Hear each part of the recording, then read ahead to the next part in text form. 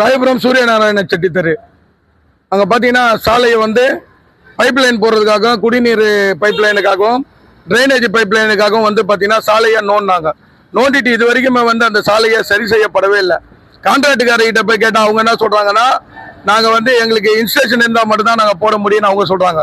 MLA பார்த்து பேசுறது, MLA சொல்ல 2 நாளில் போட்டுருவேன் 3 நாளில் போட்டுருவான்றாங்க. இது வரைக்கும் போட்ட பாடு இல்லை.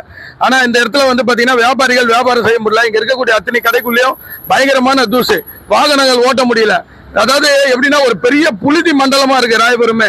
எல்லாரும் லங்ஸும் அந்த கொரோனா வந்தப்போ எப்படி பாதிக்கப்பட்டிருக்கோ அந்த மாதிரி ஒரு பாதிப்பை வந்து இன்னைக்கு வந்து இந்த ராயபுரத்தில் இருக்கக்கூடிய இந்த சாலை ஓரங்களில் வசிக்கக்கூடிய மக்களும் சரி, இந்த சாலையில பயணிக்கக்கூடிய மக்களும் வந்து அவங்களுடைய லங்ஸ் ஆட்டெல்லாம் வந்து இன்னைக்கு வெறும் தூசு மண்டலமா தான் இருக்கும்.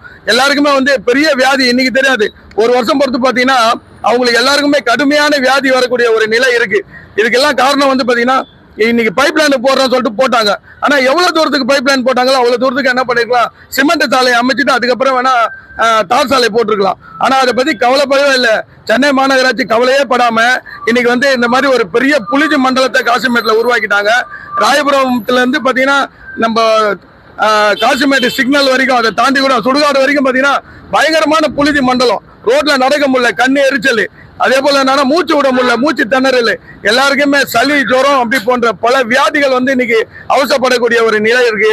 இதனால் உடனடியா வந்து இதுக்கு உரிய நடவடிக்கை எடுத்து இந்த சாலையை சீரமைக்கணும்ன்றது ஒட்டுமொத்த இந்த பகுதியில் வசிக்கக்கூடிய மக்களுடைய கோரிக்கை இது.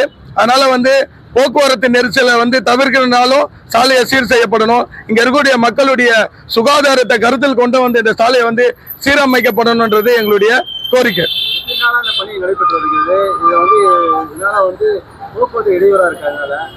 பல மாதங்களா இந்த பணி நடக்குது. குண்டு குழியுமா இருக்குது. பல 2 வீலர்ல போறவங்க கீழே விடுறாங்க. கார் ஓட்ட முடியல, லாரி ஓட்ட முடியல, எந்த வாகனங்களுமே போக முடியாத ஒரு சூழ்நிலை. ரொம்ப மோசமான சாலையா இருக்கு. இப்பதான் ஏதோ பராமரிப்பு பண்ணி நாங்க போட்டுட்டு இருக்கோம் அப்படின்னு சொல்றாங்க. ஆனாலும் சீர் செஞ்ச பாடு இல்ல. சாலைகள் வந்து ஒரே குப்பமேடா தான் இருக்கு.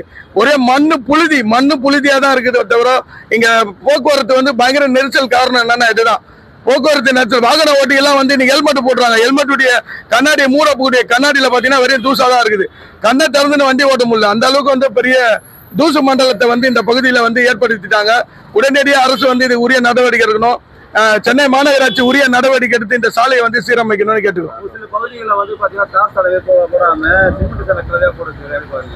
அது கேட்டதுக்கு நாங்க கேட்டோம், ஏன் முழு சாலையை போடலாமா அப்படின்னு கேட்டதுக்கு அவங்க என்ன சொல்றாங்கன்னா, டெம்பரவரியா இப்ப போடுறோம், அதன் பிறகு வந்து முழுசா சாலை போடுவோம் அப்படின்னு சொல்றாங்க. இது ஏற்றுக்கொள்ளக்கூடிய விஷயமா எங்களுக்கு என்னமோ தெரியல. ஏன்னா போடணும்னு நினைச்சிருந்தாங்கன்னா இப்ப பைப் லைன் வந்து ஒரு 50 மீட்டருக்கு போடுறாங்கன்னா 50 மீட்டருக்கு வந்து உடனே வந்து சிமெண்ட்டை போட்டு இருந்தாங்கன்னு வச்சுக்கலாம். இப்பெல்லாம் ரெடிமிக்ஸ் வந்துச்சு. உடனே ஊத்தின அரை ஊர்ல வந்து ரெடிமிக்ஸ் காஞ்சிடும். அந்த ஒரு சூழ்நிலை இருக்கு.